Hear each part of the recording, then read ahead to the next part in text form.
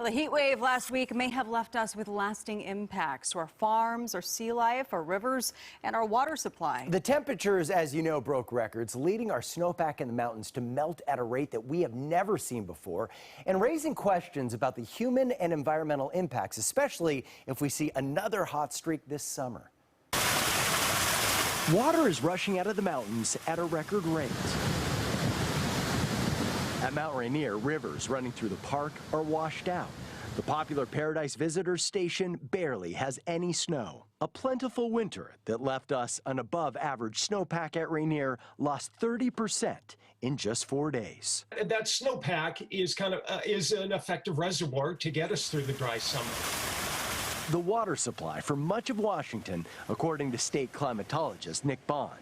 He says large cities should have enough water to get us through the summer months, but rural and coastal communities that don't have their own reservoirs could run out. The drought conditions are even worse in eastern Washington, and so the small water systems on the east side of the Cascades, some of those are kind of looking at, what are we going to do about this? Can we dig an emergency well? He says some may need to truck in water, and there have been other impacts.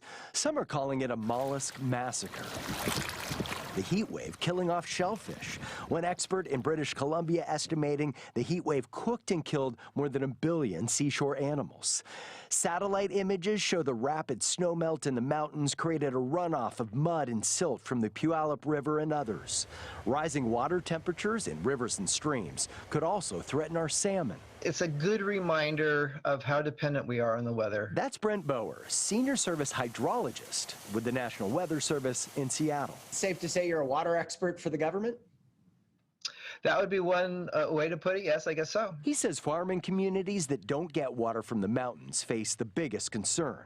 Already hit with a lack of rainfall during the spring and summer, leaving rivers that irrigate those farms at all-time lows. Like Chehalis, it's forecast to be one of the lowest ever in its 40 to 50 years of record. A reality of our changing climate being felt in many communities not prepared for the next big heat wave. As the climate continues to warm, unfortunately, when we have another one of these really extreme ones in future decades, chances are it's going to be that much worse. And that's a sobering thought. And Nick Bond went on to say all of us can do our part by trying to conserve water in our daily lives and be ready to support poorer communities often hit hardest by water shortages.